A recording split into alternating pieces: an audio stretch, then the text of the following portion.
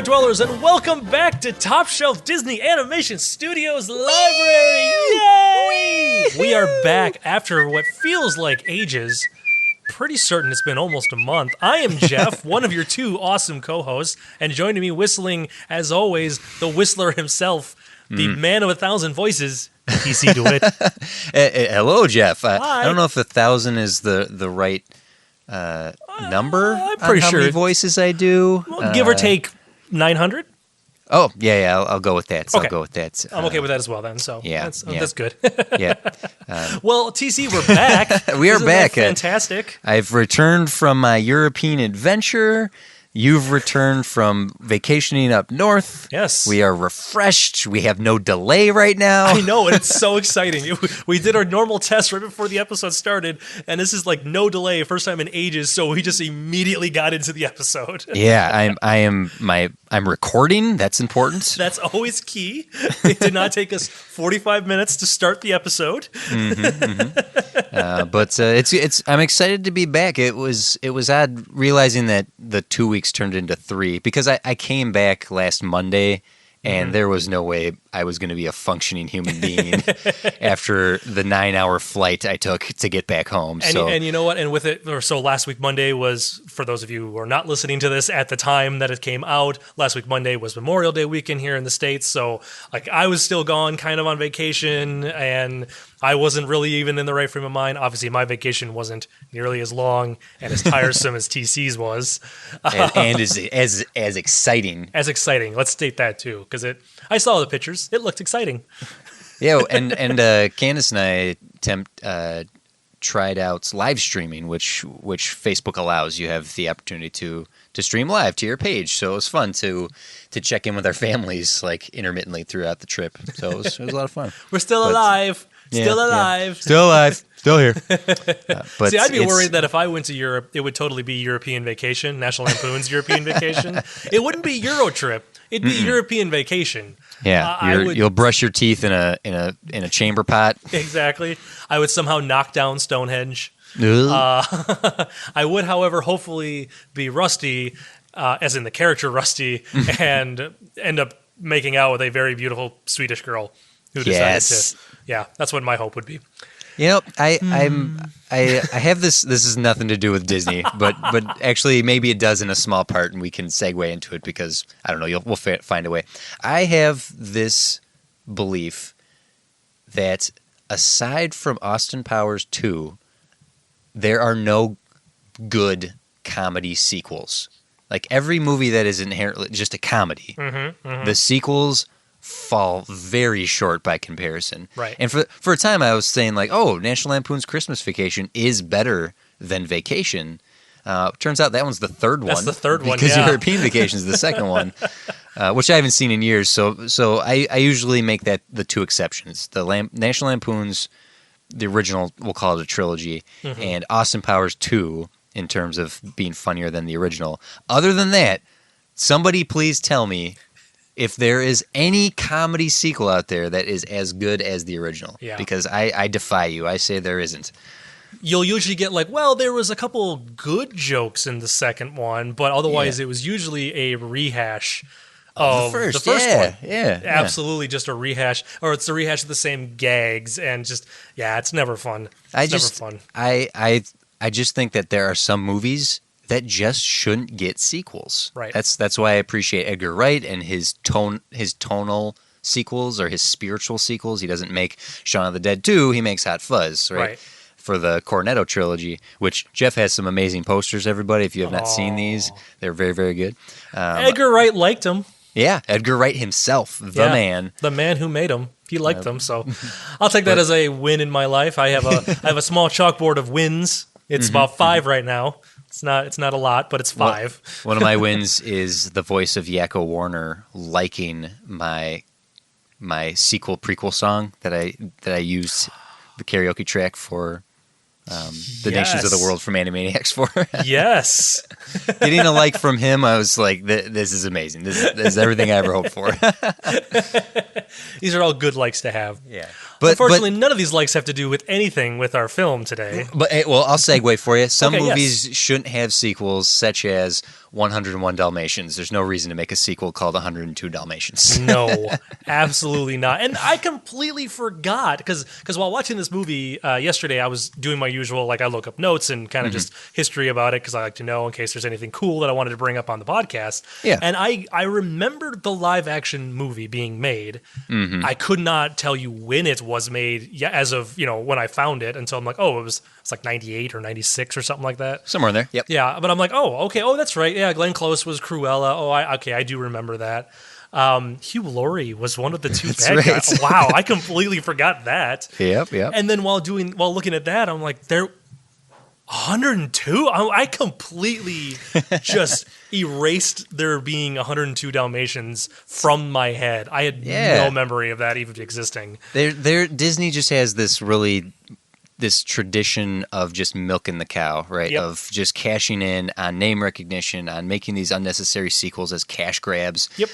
So for those of you who may just be jumping in onto the podcast now, what we are doing here is the Disney Animation Studios library. We are watching one movie at a time, week by week, the entire Disney Animation Studios canonical library, which started with Snow White and the Seven Dwarfs and has caught us up to 101 Dalmatians and goes all the way to most recently with Moana. Yes. Now, there are a specific 50-plus movies on this list, and there's a whole bunch that people love that are not part of this list. Correct. Because they were not distributed by Disney or animated by the Walt Disney Animation Studios. Right. So, the Goofy movie, love that movie. I love not that on movie. The list. Right. Brave Little Toaster. Disney purchased that film. They didn't even animate it.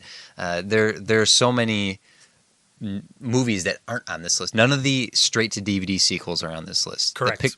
Pixar doesn't count. That's a different studio. Studio Ghibli is obviously Miyazaki from Japan that Disney purchased.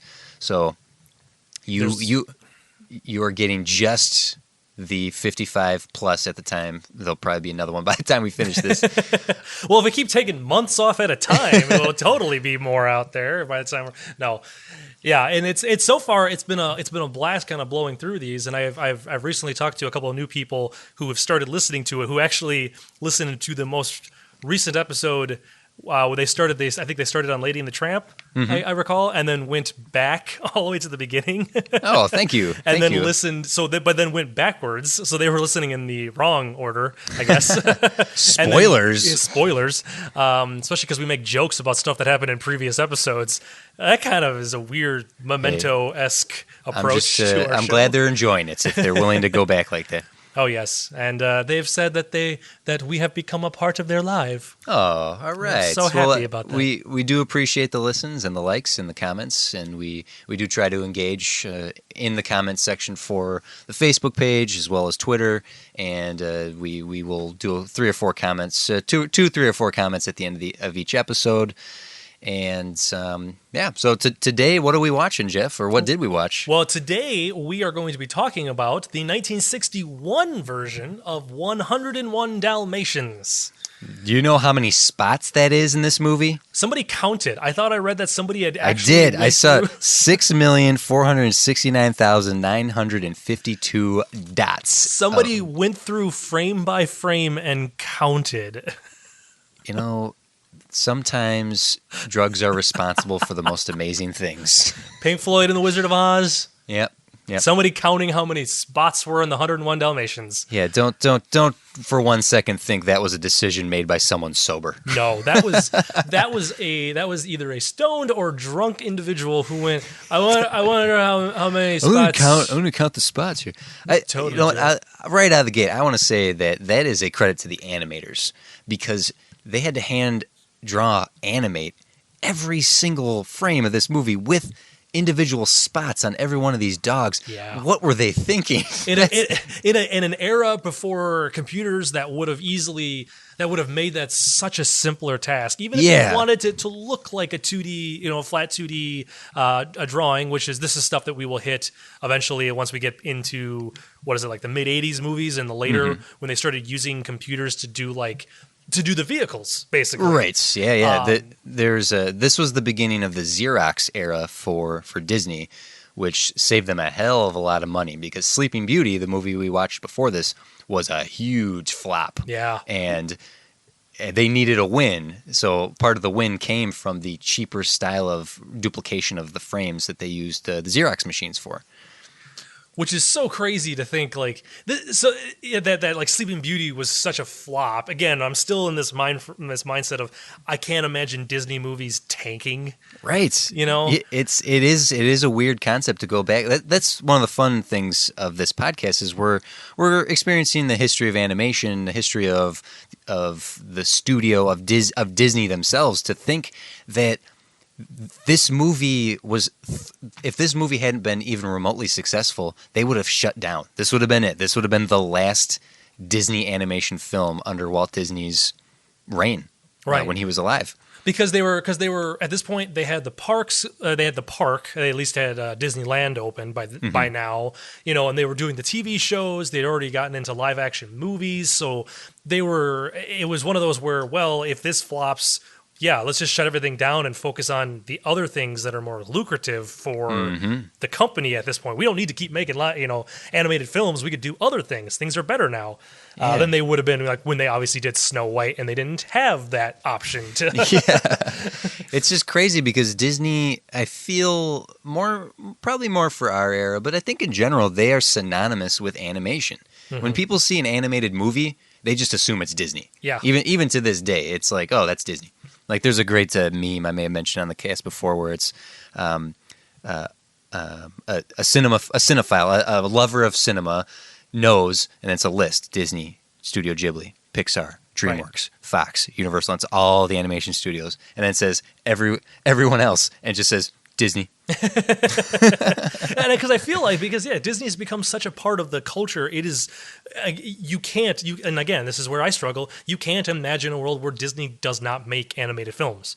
Yeah, CG or not. I don't want to live in that world. I don't either because it's in a world without Disney animated movies, in a world where Zune was a thing. Oh no, not a Zune pod or Zunecast. Zunecast. Oh my goodness. Yeah, it's so weird to think that, and to think that like this is the movie, this is the point where they had so many flops, not necessarily in a row, but just continuously like, another freaking flop again. Where we can't make a good successful film. Yeah. That they were at this was kind of almost the breaking point of, well, if this one ends, screw it, we're done. Like we can't keep going. We're done. We'll just go elsewhere. To think that this is the movie. So spoiler. This is not the movie that caused him to do that. Well, let's get into the movie here. We kind of jumping all over the place here, but how did you feel about this movie? To think that this was the make or break of Walt Disney Studios. It's funny because even with like the changing of the animation style, because this one has its own unique look.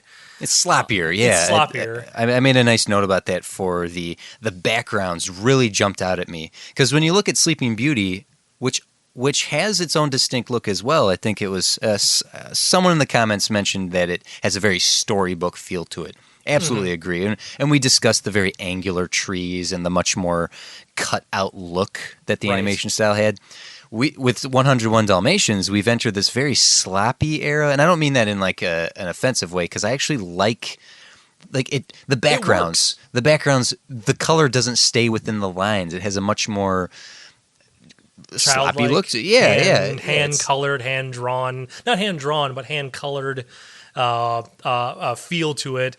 The craziest thing that I noticed right off the bat was like you could see that they were obviously cutting corners for this film because it's not the super widescreen that the last couple films have been either. Right, yeah. It was more of the... It's basically full frame, almost. Like, that's how they made the movie. Sleeping Beauty was 255, but 255 to 1. Wide. So wide, super wide. wide screen. This Tarantino wide. Yeah.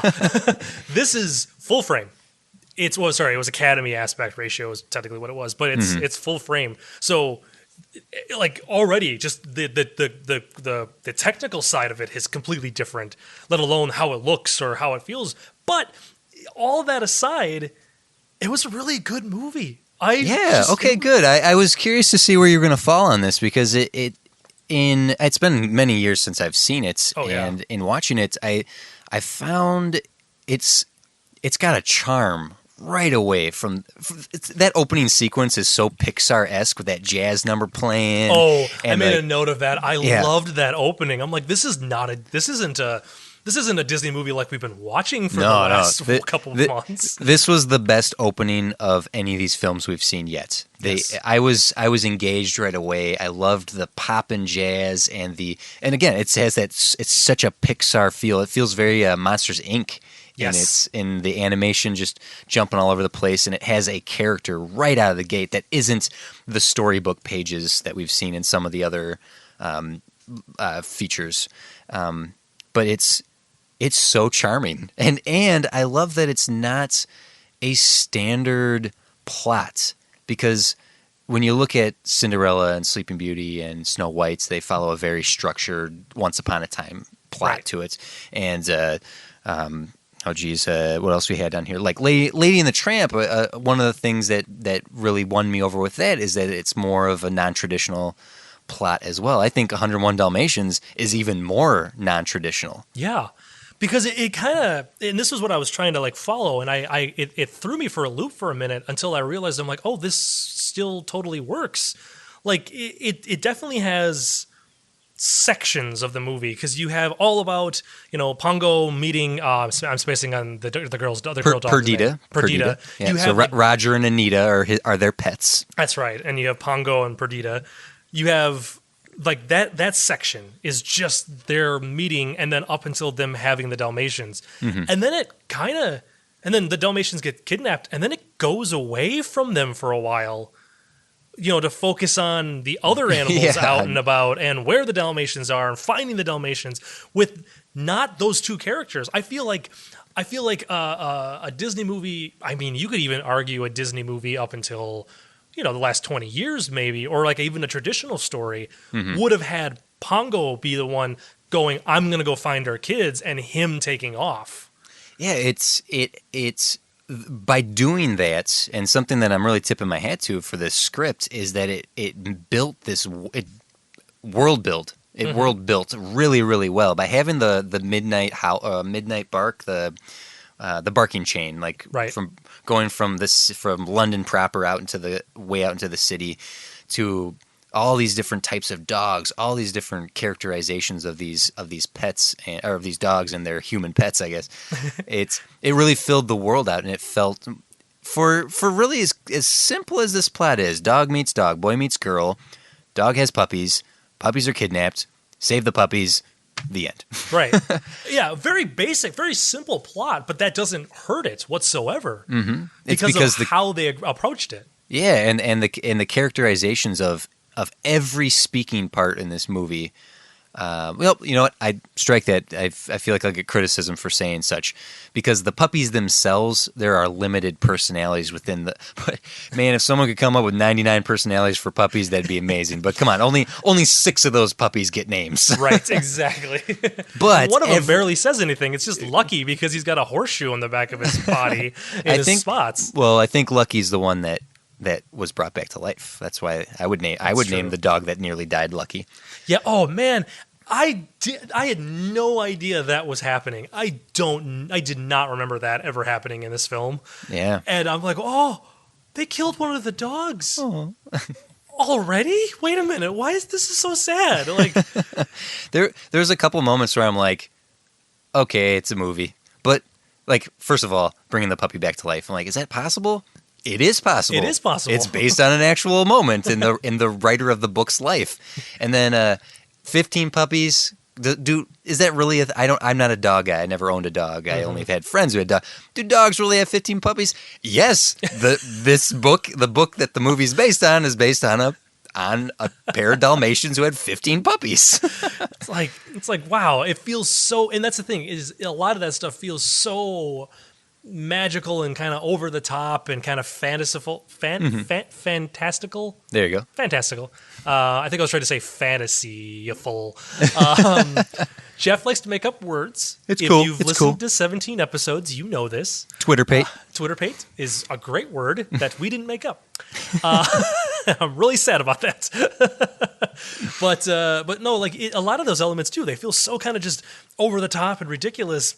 But it's kind of cool to see that they are real, that they are things that have happened and is possible, because it grounds the movie even more. Because just the thing of like, okay, so obviously and I'm jumping way ahead, but Pongo and Perdita do go out and find the Dalmatians. Right. They travel the countryside to rescue their pups. Right, and it's obviously a long, long distance they go, and even that part feels like, oh, that would never happen. But there are so many documented cases of animals running clear. Homeward Bound is like an actual, almost like a true story, basically. Yeah. Like, You wanna cry, watch and happy tears. Just go online and Google pet stories of like traveling distances to find their masters. Yeah. I don't know how that's even remotely possible. But I don't either.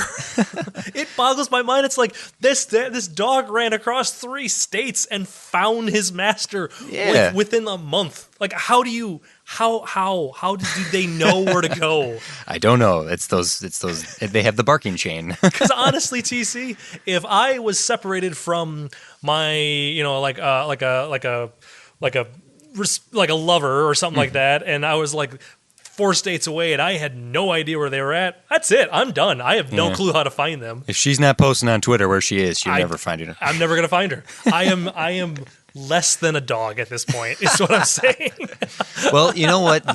There is, in 101 Dalmatians, as we watched it, and I mentioned the characterization of the characters, right? Of Roger, of Anita, but of the animals themselves being the focal point characters, the protagonist. Pongo's the protagonist. It's his story to tell. Yeah. And yes, Perdita is underdeveloped if we're really going to start getting nitpicky on that. And even so, Anita is underdeveloped in a fashion. I have notes about that. We'll get to it.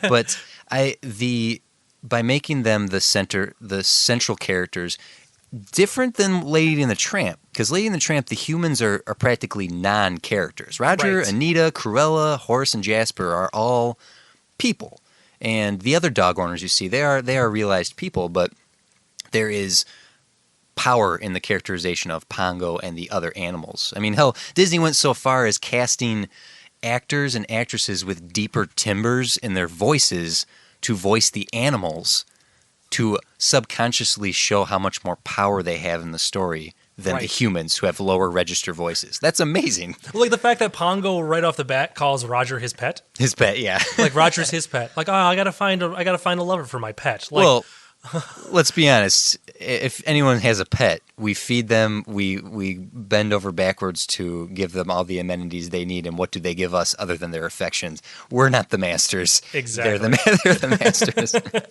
That is a good point. We are definitely not the ones in charge of the situation.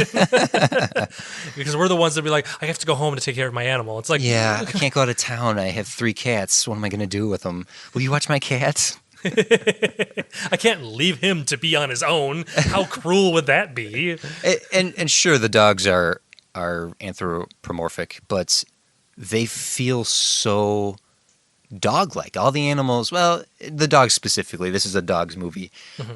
A lot of the animation techniques and just how they move and how they portray emotions is so well done. Surely they had Dalmatians walking around the studio as they animated to them. Yes. There's no doubt in my mind that they were doing that. Yep. And they, because again, they looked and they felt real. They felt definitely just as good as the animals from Lady and the Tramp. Yeah. Like, it's like, oh, yep, that's, even though they are still kind of characterized and still, they have, they're not even anthropomorphic. They're very much so dogs. True, yeah. They don't have any, the only human cat qualities they have is the ability to speak. Right. But like even their eyes weren't crazy over the top. They kind of still felt more realistic. It was just, they had to have had animals running around. Yeah. running around the place. Just because. Oh, and speaking of Lady and the Tramp, Yeah. I wanted to bring this up, and I'm kind of connecting it in.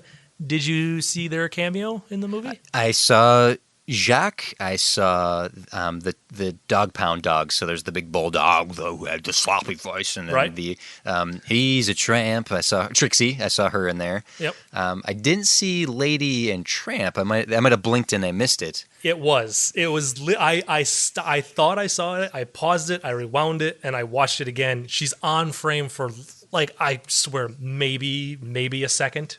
All right. And it's when the dogs are all starting to really, really bark, and it cuts out to this wide shot of the city. Right before it cuts out to this wide shot, Lady hops into frame with her back to the camera and barks in the direction of where all the other ones are barking. But it is Lady, and I believe the Tramp is somewhere. So therein lies the question: there. is it Lady and Tramp and Trixie and all of them, and Lady and the Tramp took place in London? Or is it just the same breed and honestly the same animation template? Exactly. It's very possible that it could be just the same breed, because they obviously went through so many dogs through this movie that well, we're gonna have to pull from what we know of, or what there are. Mentioning the sloppy style, the more economical style of this film, there's a hell of a lot of reused footage. Full on, Roger when he's trying to light his pipe and Pongo pulls him out the door. They use that piece of animation twice where he loses the pipe, and lots of reusing of the cycles of the 99 puppies running their butts off. So that surely was noticeable. However, there was a nice technique in when they were using big cycles over and over again. Yep. Somewhere on the frame was something to distract you from noticing the recycled footage. So something non-recycled, something different. Yeah. Whether it's Sergeant Tibbs doing something, waving his hands to be come on, pups, and he's original animation while the cycle is running through the hole in the wall. There's a few moments of that which I thought was a clever technique to mask the. It's not lazy. It's just economical. They realized, they saw that this was a looping animation that they're showing over and over again, and they knew they had to find a way to distract you from it. Yeah, so that was a clever technique, and the sound design and the score of this movie is up there in one of some of the best we've seen from these Disney animated features. Yes. Because we've seen some that have weird drops in audio, or the orchestration doesn't have motifs and isn't realized enough. And I feel like this one really, they only had one composer, so I think that helped. Because it was the Sherman Brothers did a lot of the music for Disney of this era, and they even wrote 5 songs for this movie that aren't in it. That's a good point. I just realized, there wasn't a lot of songs in this film. Yeah, if I'm counting correctly, there's only 2. Because it's Cruella de Vil. Yeah. And what's the other one? The opening song in the opening credits. or you know what? We might have to go 2.5, because the Dalmatian plantation that ends the movie. Okay. So 2 songs. If you don't count the opening credits jazz number, there are 2 songs with actual lyrics in this movie, and that's got to be the lowest number. I would wager a guess that that's the lowest of all the Disney animated films. Yeah, because it's so even up to this point, there's a ton more songs in it, and I feel like I can't speak for the next handful of movies, because again, we're hitting that era of ones that I don't know at all. But I know once you hit back into the late 80s, we're back into the whole, here's an entire soundtrack worth of songs. Yeah. The Disney as we know it now, the 90s Renaissance style. I actually have a tweet about that later that I'll bring up about the music. Fantastic. So I look forward to that. Yeah.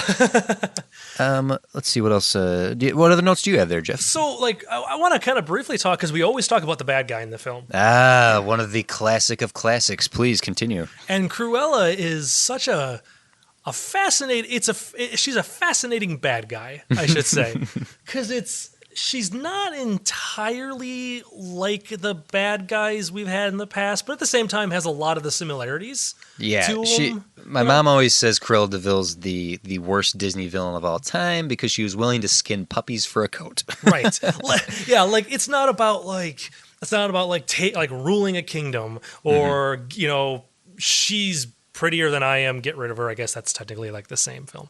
And even the stepmothers in Cinderella were just like, I hate you, you're annoying, you're not our sister, and the stepmother being like, you're not my real daughter, I don't care, you're a slave, you're not going to go away from us. It's still that Cruella de Vil, she wants to kill animals. She wants to kill puppies, not even like adult dogs. Cruel Devil. Puppies, yes. And I love Jeff, her name is Cruel Devil. Her name is Devil. Oh my God, I didn't. Is she? No, it's not. There's nothing supernatural in this movie. So I do like her as a character because she's kind of fun.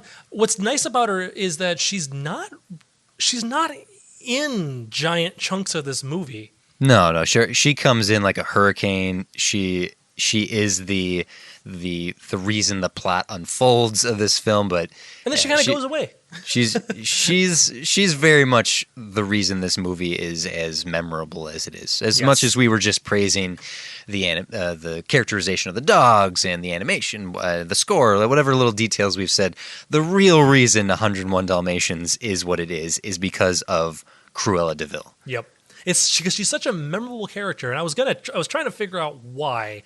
What is it about her that is so memorable? If it is, is it just because of her actions, what she wants to do, the fact that she wants to kill the dogs? Like, is that it? Because that's it. That's all she has in her head is wanting to have 100 or so or 100 more dogs to kill to make a coat out of it.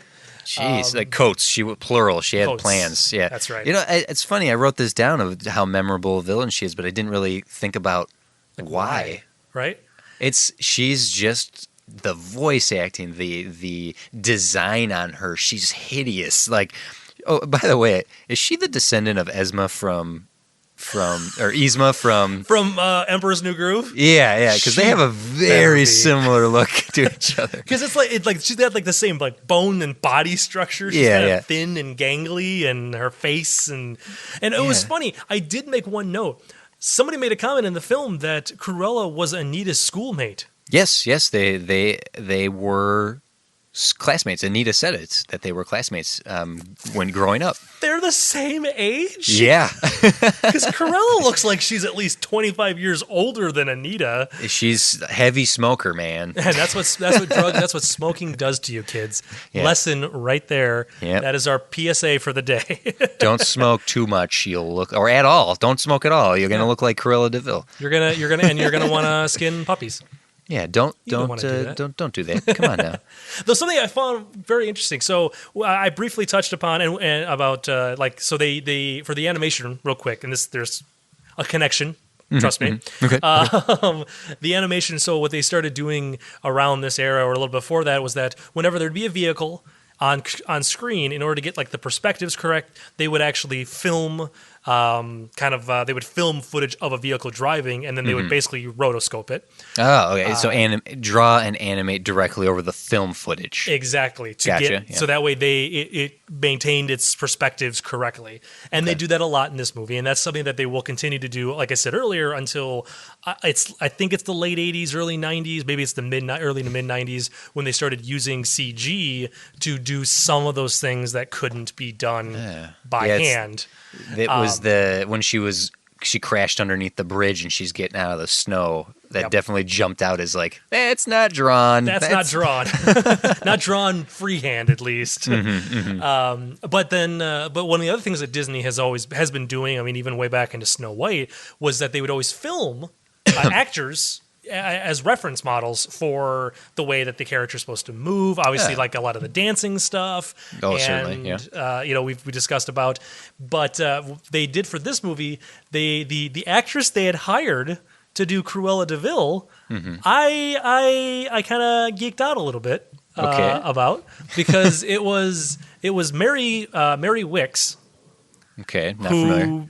Don't know the name. Have you ever seen the movie Sister Act Yes. or Sister Act 2? Okay. Yeah. She is one of the older nuns. Nuns. She's Okay. Sister Mary. Oh, which one is she? She is Sister Mary. Crap. I'm sorry. I was gonna have this ready. That's right. And Is she? She's not the piano player, is she? Not the Okay. piano player. She is Sister Mary Lazarus. Oh God. So she is the older, kind of just like she talks like this. It's all kind of just up in here, and she's the one that doesn't want to do. She's like, well, this is gonna get us so in trouble.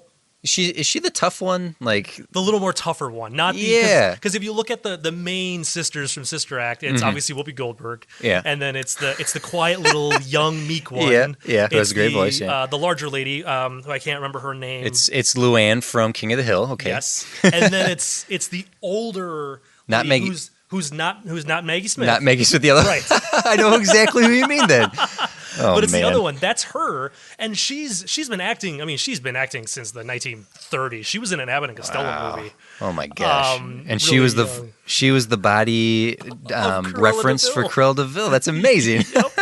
And it's funny because I found a photograph online from what it must have been the reference video, and they kind of have her in a big coat and kind of she's holding like a long stem cigarette, Wow. and it's crazy. And if I can remember, I'll try to post that on Facebook if anything. But you look at her and you're like, yeah, okay. Does she I have can black see and that. Does she have inexplicable black and white hair? Which I'm just assuming was a fashion choice. I don't. Nothing else. They do have her in crazy made up hair, and she Nice. is wearing like a fur coat and a black dress, and it's like, yep, I can see that. I can see that's Cruella de Vil, which is interesting to Fantastic. see stuff like this because it's going, well, that's kind of what the live action version. If you want to really think of it, this is what the live action version of 101 Dalmatians would have been in 1961. Right. Oh wow. And I'm like, good casting. I don't think she's as animated, no pun Yeah. intended, as Cruella in the movie is, but it's still like it's pretty close. That's a reference point. Yeah. And and Cruella really is quite for an ineffectual villain who has really low standards of what she's being so nefarious about. And she is one of the most memorable. Yeah. She wouldn't stand a chance in our battle royale of magic users. She'd be out in a second, but Yeah, because she doesn't have any magic. Because I mean, no she magic, even no wrecks magic her in this car. movie. Yeah. Yeah, there's no magic other than the magic of Disney that brought this movie to life. Aw. And Yeah, the fact yeah. that Roger and Anita are completely okay with adopting 84 more dogs. Let's talk. Actually, let's talk about Roger and Anita. Let's talk about the human characters momentarily here, because there's something. Think about when this movie came out. Okay, this movie came out post World War II. This was put into development after World War II. We're in the '60s. We are enough away of World War II that the class structure of the world was kind of changing. Now, this movie takes place in the United Kingdom, and the societal class structure was kind of upended after World War II. That the middle class was being created in what was once like an oligarchy and a hierarchy of the rich people and the poor people, an aristocracy, right? Okay. There were the aristocrats of That's a couple of movies from now, TZ. of the pre-war era that kind of fell to the wayside for the labor class and the middle class that at least Roger represents. Yes, he's a struggling artist or whatnot, but like Pongo says, there's no way he'll stop working before 5 o'clock. Like he's got the work ethic of a blue collar middle class guy. Right. And you mentioned earlier that Anita and Cruella are classmates, right? Right. Oh boy, I hope I'm close enough. I was just realizing I kind of was gesturing away from my microphone here. I got really quiet, I'm sure. You But sound fine over here, TZ. if they were classmates, right? And Cruella obviously comes from some sort of wealth. Her family has a dilapidated mansion. Yeah. That means Anita, like class structures didn't mix when it came to boarding school. Like school class system was very clear throughout the 50s and 60s, and even to this day, in a lot of respects to boarding schools in London and in the United Kingdom, which means Anita married down. Right. She did not marry within her class. She decided to go with somebody who wasn't, as rich, which means that she's got money. Yeah, well, maybe not, because no one was at their wedding. Oh, that's a good point. So that could say that she disappointed her family in going and marrying down. Like Roger lives in a small flat. When they get married, they have a flat that, as Pongo says, or maybe Roger says, is good enough for now. But they have this idea of the musical payoff. The music. This is the artist style you and I live, Jeff, and maybe some of our listeners live as well. Is that the starving artist lifestyle is this desire and passion to somehow succeed enough with your craft that you can survive off of it. Right. And that's a gamble that Anita takes in Roger in marrying down. I think this is here. I don't think I'm digging deep on this. I think I'm just using the clues that are in the film to discuss the human class system that's being represented in a post-World War II London. Right. No, and I think you're totally right and totally onto something, because first off, there's nothing about Cruella that says that she runs some organization or some company that has made her very, very rich. Like, no, she looks like nothing. she's just living off her family's money. Exactly. Oh man, she doesn't look like she's ever worked a day in her life or runs a business.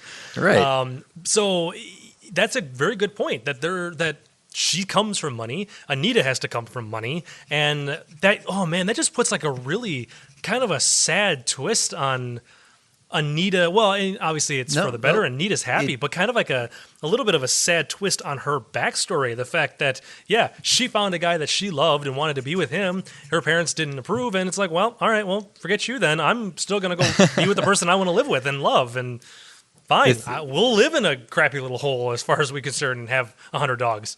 The thing is that her gamble and trust and faith in Roger's success and their living lower class or lower than her class to succeed, it pays off, because it wasn't just enough that they got the puppies back. It wasn't just enough that they defeated Cruella. Hey, we've made more money than we could possibly dream of based on your song. That's such a throwaway line. Yeah. But it is the prize for having faith in Roger's ability in the merits of him as a musician, that's the dream. Because Jeff, you might find this hard to believe. Huh? We don't live in a meritocracy. Do you know what a meritocracy is? What is a meritocracy, TC? It's the position in society based on your merits and abilities, like what you accomplish equals your place in society. So the more you accomplish and the better things you accomplish makes you a more respected individual. Unfortunately, that is not how the world works. Not at all, unfortunately. It would make life a little better, wouldn't it? But in this fantasy world of 101 Dalmatians, it is how it works, because the merits of these good people pay off in the end. The song succeeds. They're fine. They're happy. And Cruella fails. And she doesn't even die. That was the thing that actually kind of blew my mind a little bit, because so we're going to the end sequence, driving around, and like it's the whole car chase, and they keep kind of coming close to the edges of these road passes and curves. I'm like, oh, she's totally gonna fling herself off the edge, and you're just gonna see her like going off into a ravine or something. And that's it. Nope. No, and it started to happen. I'm like, oh well, here it is. Oh, and nope, she just car explodes. Yeah, and it's just her wrecked car and the two henchmen, and they're telling her to shut up, and she's just crying basically. And you idiots! Shut up. like in reality, it's like, well, okay, she's still gonna be able to get to the house. She knows where the dogs are. Like, it's technically not done, but for the story, it's like, nope, they bested her. She's done. She's not gonna come after him anymore. And it was kind of a breath of fresh air to go, oh, they're not killing her off. This is it's not about the bad guy is quote unquote defeated, but not killed. It's not to the extremes that a lot of the Disney movies tend to go to. The more fantastical fantasy-tistical, as you tried to say before. Thank you. Fantasy-tistical. That sounds like a medical disease. Oh, God, I have some okay.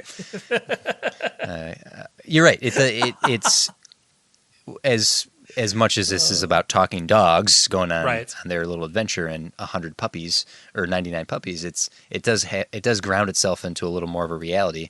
I mean, like Horace and Jasper, to mention them, they are clearly Cockney, lower class. They're working for the money that they need. I mean, the very first thing that the short fat one says, I can't remember which. If they're pinched one more time, they're going to throw away the keys. And the Jasper, I think the taller one, was like, it's good money and we need it. Right. And what do they need it for? They need it for alcohol and food. Yeah. That's all that they're really doing with it. The essentials in this life. Yes. And television. Because if there's anything this movie showed, boy, there's a lot of TV watching in this film. Hey, it's the era the television era. There was a TV in every house at this point. Yeah, and when you bringing up like it being that change in social status and higher like all that, I'm like, oh yeah, you can easily tell because the last film that we watched before this, but being Sleepy Beauty, obviously wasn't in a world, but Lady and the Tramp in '55. Taking place in a Midwestern town, though it did seem to take place a little ways before 1955. Yeah, it looked Prohibition era, maybe 20s or 30s. Right. It looked pre-war. It felt pre-war. So, and a lot of the other ones prior to that were all either like late 1800s or definitely not modern day. Unless you look at the package films. I know. Hashtag package films. Oh my goodness, we made it like, TC, we made it like a movie without mentioning the package films.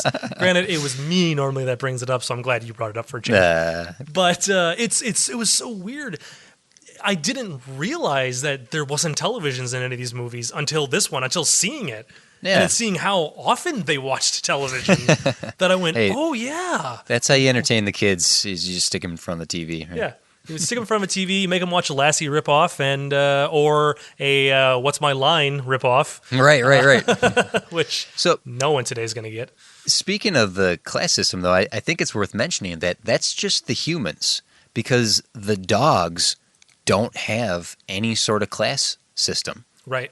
That every dog is willing to help every dog. Right. That's what the barking chain was all about. That they were able to just put the word out into the city, and that's a very optimistic view of souls. You can't say humans. You can't. Obviously, dogs don't really have this nature about them. But I liked that everyone was just willing to help, no matter what their class system was. Well, and there was that line because the Twilight bark, that whole night line thing, the night barking thing. I believe it was Perdita that made a comment that that's just a gossip line. Or a gossip chain. So it's like there was a tiny bit of like human element of they're not going to help us. They just sit gossip. But you're right. They brought in the humanity of it, of being like, well, no, but they're willing to help. They're willing to just forget that because, like, oh no, we have to find these kids basically, and we're gonna help each other. It doesn't matter who's who. What you could argue. The different breeds of dogs are different races of dogs and different. You could argue that. So it's that we don't care about what type of dog we're talking to or who we're talking to. We're going to find these dogs. These puppies are missing. All across the United Kingdom, we just need to help these parents who've lost their children. Yeah. And that's cool. It's very a very interesting juxtaposition from how the humans are represented in their positions in the city, and then how the dogs are just a unity, like they're a unified force. And of course a cat and a horse. Which there was so many dogs for so long in the movie that when the cat showed up, it kind of threw me for a loop. I'm like, wait, oh, that's right. There's cats in this world too, aren't there? Yeah. I forget this. At least just the one, Sergeant Tibbs. Actually, thinking about the class system, I guess that there's a very distinct class system in the colonel. That's the dog. The horse is the captain, and Sergeant Tibbs, which is that's military. Were they on? I'm wondering what the hell. I'm going to Google it real quick. What were your feelings about that trio? It was interesting because they're an element of this film that I did not remember being a part of this movie. I remember Pongo and Perdita getting the dogs back, but I thought they found them. I didn't think there was somebody else. That trio was very interesting, and I liked that they were not just 3 more dogs. I liked that they were different. They were different animals. And they had kind of, obviously, like, they've been working together for a long time. I don't know what they do when they're not saving puppies. Okay, here, I got it here. So the Sergeant Major Withermarch was the name above the farm, a retired Sergeant Major. So he clearly assigned the names to those animals. That's my guess, is that this retired Sergeant Major post-war retired to this farm and named his dog Colonel. You're in charge. The horse is the captain. He's second in command, and you have the enlisted man of Sergeant Tibbs, who was probably a newcomer to the farm as well. Well, he falls in line. He every time he wants to contradict his superior, he salutes. He makes suggestions. He's a good foot soldier, and he does all the heavy lifting. He does all the work. Yeah. The colonel is kind of like puddles, 15 puddles, poppycock. Sir, maybe it's worth listening again. Just double check. Okay. Yeah, exactly. And then he still does. Like he gives a command, he gives his opinion, and then immediately he's like, right? Oh, okay, well, we could do that. Like, just immediately changes his opinion when somebody counteracts his comment. It was nice. It was definitely. I was like, those trio were a lot of fun to watch, and definitely a nice kind of break and a different change of pace in this film. Because, like I said at the beginning, it could have very easily just been Pongo the entire time, or about the dog. Tibbs could have been another dog, exactly. Yeah, it was nice to have different animals involved, even the cows. Which that's right. when they take them in, or what is that? The terrier, not the terrier. What was the one that looked like Lassie? The collie. Collie. Yeah, yep. Like he brought a couple food scraps for him, and he's like, it's not much, but it's something, and I'm gonna keep watch you sleep. It's okay. Like even those the cows were a nice kind of like change of pace, and I still, unfortunately, because it was 3 like older women animals behind like a fence. All I could think about was the 3 evil elephants the elephants from Dumbo. And I was like, oh no, what are the cows gonna do? Are they gonna be the B word? Are they gonna be 3 B words? I don't want them to be. And no, then they were surprisingly nice. I'm like, oh, I'm already jaded by the 17 movies we've watched. Come on, we haven't hit the 80s yet. The late 70s, early 80s. That's the dark period of. I know, and I'm excited. You're right. That section is cute.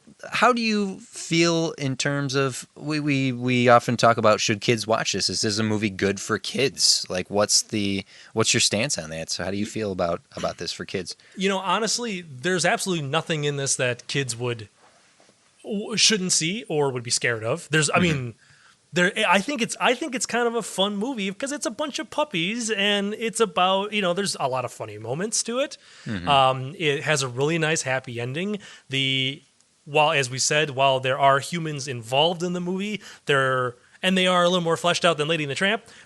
The stuff that goes on with them, and it's not important. The love story there isn't the important. It's all the animals, and it's very kid-friendly and stripped down. I mean, Pongo gets Roger and Anita together, and they're getting married. Immediately the next scene, they're getting married. Well, there could have been months between then and then.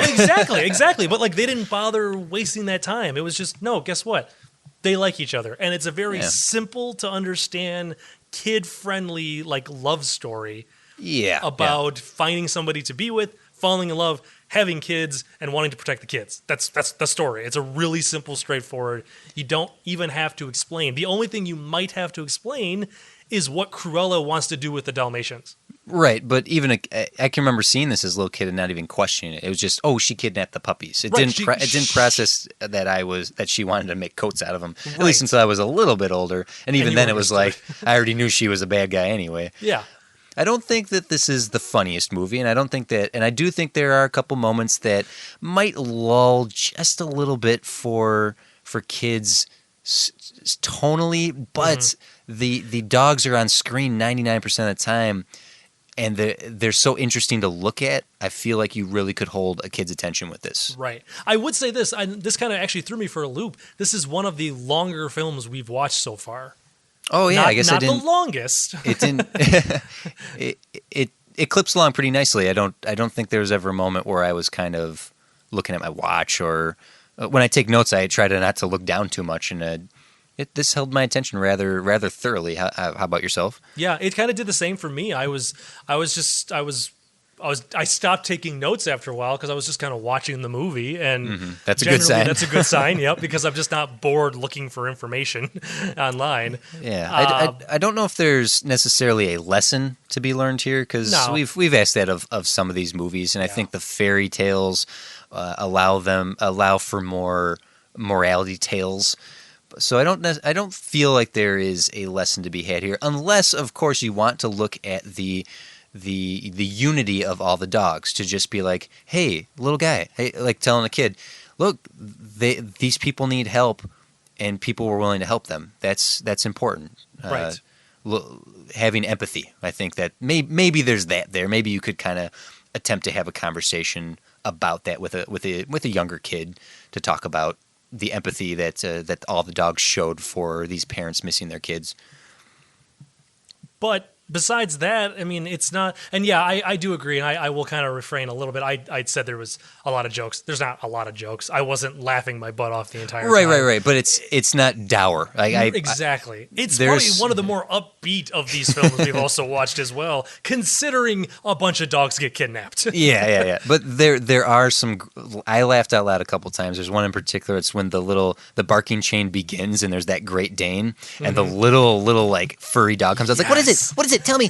All right, let's start. And he like vibrates. Like Yes, I will agree with that. I love that. There's some great physical humor in Roger, like when he's playing the piano and like banging on the floor. And I mentioned the sound design too. I think the sound design is not obnoxious in its sound effects, but it lends to some good subtle humor just in the sound, like the way the trumpet and the trombone and the stomping of the feet, and even Jasper and Horace when they're watching TV, the way the cat is like 1, 2, 3, 4, 5, 6. Oh.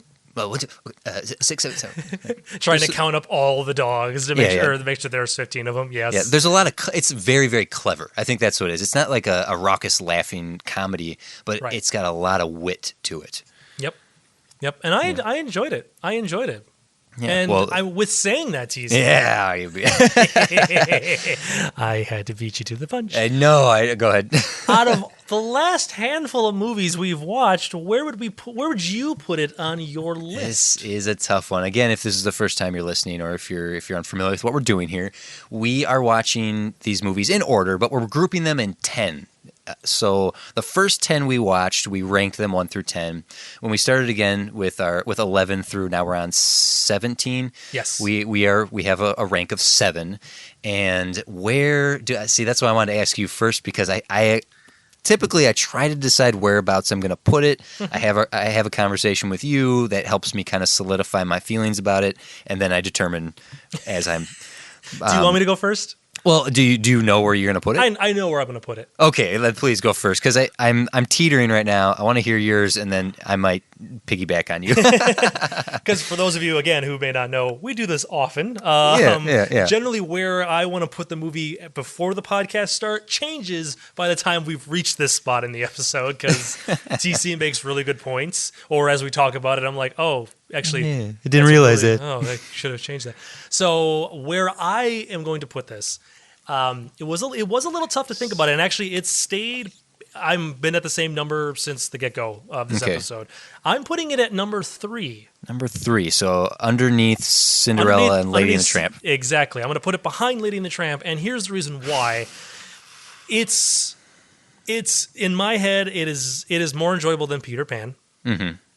I like the simplicity of the story. I like the characters. They're not deep characters. They don't have a ton of backstory and all this stuff. And yes, while the animation style is definitely different than every other film on this list, on this that we've watched so far on our top 7 right now. Yeah. It still doesn't have the just general from beginning to end enjoyment in my eyes as Cinderella and Lady and the Tramp did. All right. Yeah. It's so close. We've said it before. It's hard to make these lists because sometimes the one edges another one out just barely. Yes. But I'm on the exact same page with you, and I'm going to keep Lady and the Tramp my number one. I'm going to keep, and your number one's Cinderella. Mine's Lady and the Tramp right now. Yep. And I'm going to keep Cinderella at number 2, and I'm going to make 101 Dalmatians my number 3 as well. And the reason I'm keeping Lady and the Tramp at the top is from a technical level, because the beauty of that animation is just, you cannot deny it. Exactly. And the reason I'm keeping Cinderella at number 2 is because of the pure classicness of that film, and it's at this point the epitome of fairy tales is that Cinderella, more than Snow White's, which was the first obviously, and much more than Sleeping Beauty, which has all the faults in the world. Which is funny because that's pretty much my reasonings for why they are where they're at on my list, except mine are just flip-flopped, yeah. So TC, there you go. Yeah, this means our lists are identical except for 1 and 2, which are flipped. Well, hopefully we may agree on what ends up being number 1, because we still have 3 films left in this round of films, and it'll be fine if we end up with different number 1s. It just means different tournaments for later. Yeah, I know. It's gonna just add a little more complexity to the a little more work for us. Yeah, but of course we are interested to hear what you listeners have to say. I put the word out that we're recording today. I saw that someone commented that I don't really have any thoughts about 101 Dalmatians, which is fine. But now if you may have gone back and rewatched it, maybe if you've just listening to us, we've reminded you of a few things. We're interested to hear what you have to say, and you can tweet at Jeff at Random Bell. You can tweet at me at TC's Big Head, hashtag Top Shelf Pod, and you can also go to facebook.com/Top Shelf Pod to comment on the thread specific to a film or the films we've seen in the past. And we'd love to hear your thoughts, and we do try to engage. We do try to respond. I've been having some pretty fun conversations privately with some listeners, so I appreciate that.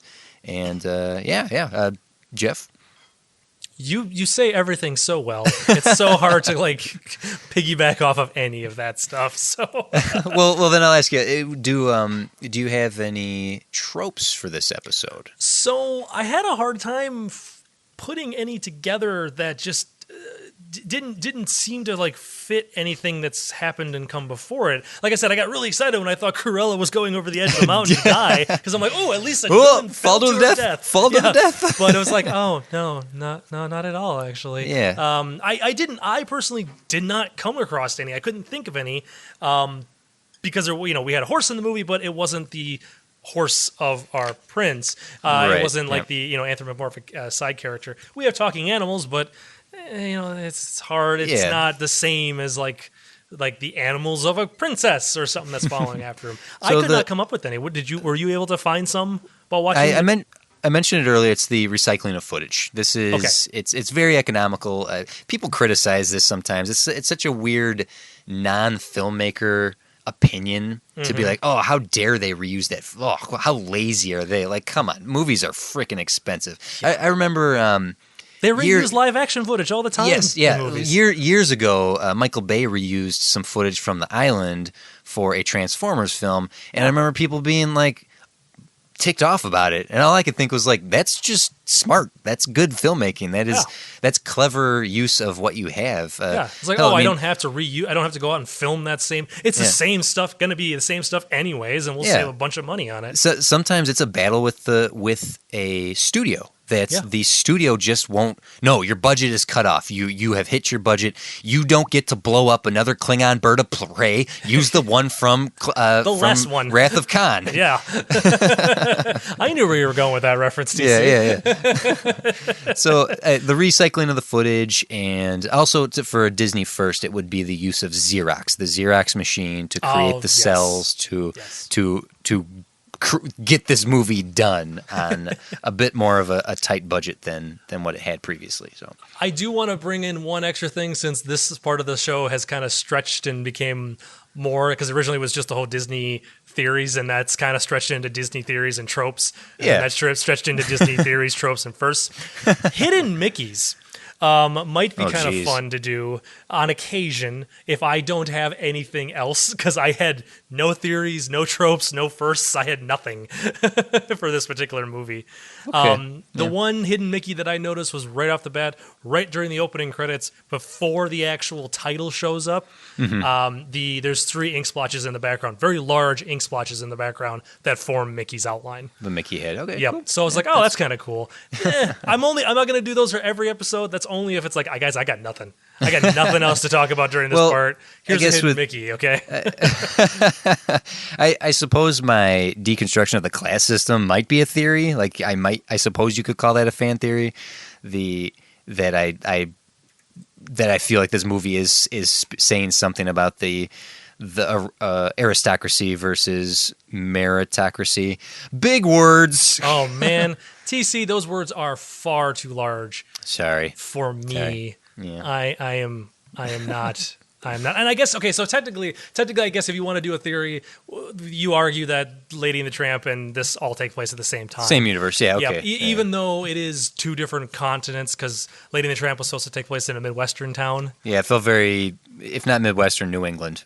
Right. Yeah. So it's like, really, it's probably not the same, but that's... You could argue that's a theory. That's a thing. Well, hey, I actually have a comment, a tweet from a listener, which thank you for listening. This is at Bullwinkle. You always get the greatest names for your tweets. I don't know who you are, but thank you for listening.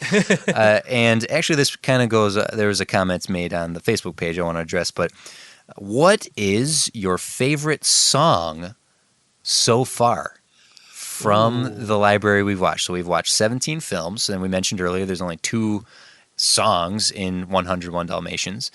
So what, Jeff, is your favorite song so far? If you're having trouble, I did write down a quick list of all the ones I could think of. I was going to say, I'm just scrolling back through all the movies, trying to think of which ones I could think of. What's your list? Well, I will say off the bat, though we criticize Peter Pan quite a bit, You Can Fly is a great song. Oh, yeah. You can fly, think of a wonderful thing, any happy. Like, that song is classic Disney. That is such a great song. Sure, it's undercut by What Made the Red Man Red, but let's not talk about that right now. These are tiny details we can push aside. And I don't remember if we commented on it or not, but I love I Know You. I know you. I walked with you once upon a dream from Sleeping Beauty. Yes. I freaking love that song. That is a song that just comes to my head all the time. You know what? I think I would agree with that one. That's a brilliant piece of song. I was gonna go When You Wish Upon a Star. Oh yeah, because that's just so traditional. Plus, I mean, crying out loud, it's the Disney credits or like the studio logo theme song. But there's a reason why, because it's such a great piece of music. It's a great song. Yeah, it has a very good emotion to it, and I love the melody of it. I love that one. Yeah, I was trying to find something from Three Caballeros, but I could not tell you the names of the songs. And Three Caballeros, 3 gay caballeros, because we like men. Yeah, that's exactly. That was a fan theory. Hold on, let me just pump the brakes here. Let's pump the brakes. That is a callback to a fan theory. That was not meant to be a disparaging remark. We are just breaking down all sorts of barriers, but not in a good way on this show. Oh man, and we've just lost listeners. Let's back up here. Aurora's this is not voice even live, and somehow we know we're losing hope. Aurora's voice in Once Upon a Dream. It's such a lovely. She has an amazing voice of the princesses. Oh, man, it's hard to pick her just from a singing standpoint. Her over Cinderella, because I do really like Sing Sweet Nightingale. But I think I got to give it to Aurora just in terms of my favorite princess song. All right. I mean, that's a better answer than what I had. I mean, well, we got some other songs. There's like Hi Ho, I Got No Strings. So This Is Love from Cinderella. Oh, the Unbirthday song from Alice in Wonderland. God, that's a great song right there. That's a good point. Yeah. Bibbidi Boppity Boo. Oh, A Baby Mine, which is such a beautifully sad song. That's from Dumbo. I was trying to block the sad ones out of my head. You know what? And though the caricatures are bad, it's bad, Jeff. It's bad. I do like I've Seen an Elephant Fly. That is a cool song. when I see an elephant fly, I love the wordplay of all those puns. Like that's a good song. It's a good song. That's a good point. You had a much better answer to that question than I did. I picked unfair. I piggybacked off of you, sir. Yeah, unfair. I did have time to think about it since I saw the question before. Well, I want to quickly read the Wyatt's comment quick on Facebook there. He posted it a couple hours before we recorded this episode. It's more of a comment than a question because I've been trying to look up the answer for the last 20 minutes and I can't find it, so we're just going to comment on it. Wyatt said that 101 Dalmatians, it's a movie that I don't love, but when I watch it, I'm always charmed and content watching it. Mm-hmm. I can see that. I can kind of agree with that. It's not a movie that I'm absolutely in love with out of the ones that we watched, but it's still good and charming to watch, and it has a good story. Yeah. His comment being that the only thing he's curious about is why Cruella de Vil has white and black hair. I've heard that there's an answer in the original book, but I don't know for sure. I've been trying to find the answer. I cannot find it. I failed you all. Surely it just must be a style. Like she just thinks she's some sort of trendsetter for her furs and. Perhaps she didn't have black and white hair before. Perhaps she found out Anita's 2 Dalmatians were having babies, and she realized the new thing that she was going to start the trend on was going to be Dalmatian furs, black and white. I'm going to dye my hair right now in preparation for it because those puppies are going to be able to be skinned right now. Oh, they're hideous. Where are the spots? I dyed my hair today for this. She dyed her hair so she could match the clothing that she was going to be making. There you go. There you go. That's the answer. That is the answer. It makes the most sense now, doesn't it? Well, you're welcome. As most sense as we could possibly make out of a cartoon character 45, 55 years ago. So. Yeah. There you go.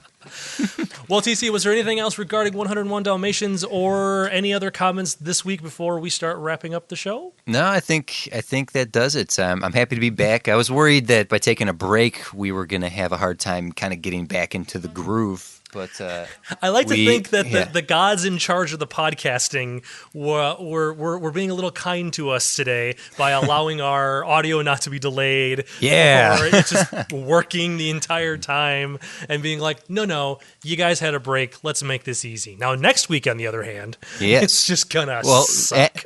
No, I hope not, because Jeff. Wait, what? Next week. TC? I will be in town. You mean we're going to be totally in the same room like we always are every week? Quick, give me a high five. High five.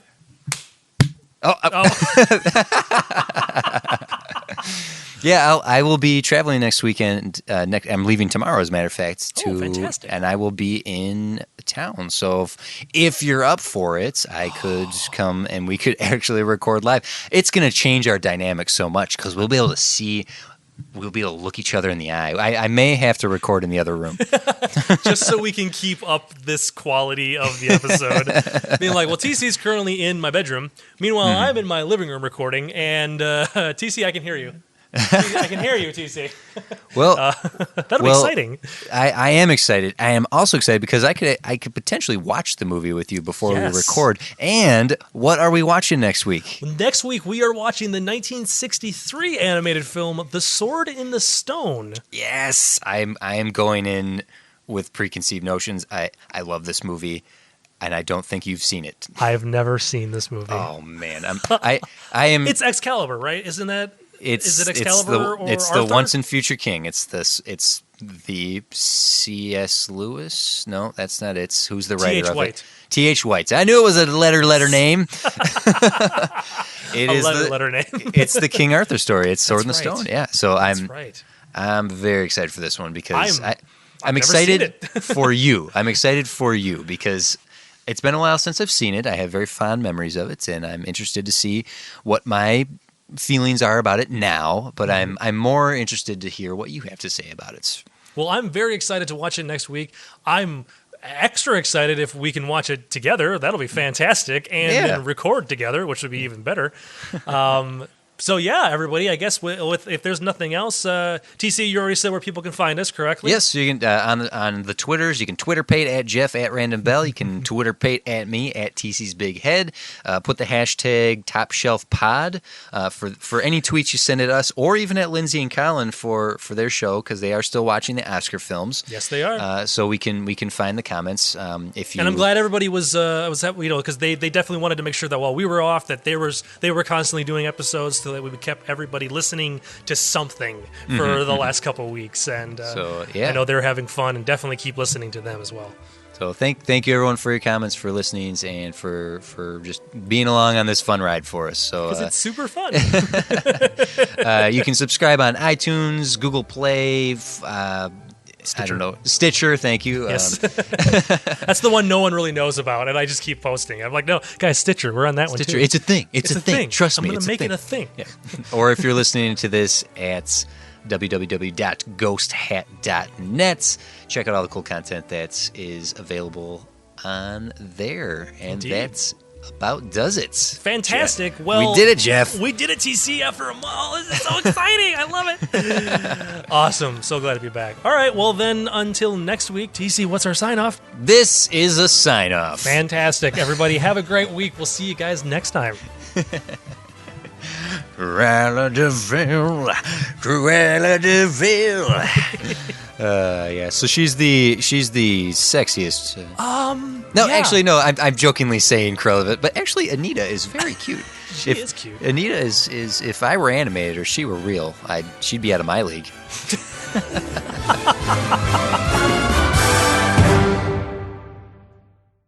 This has been a production of Ghost Hat Media, proud member of the Ghost Hat Network. Find them online at www.ghosthat.net. I like the ending.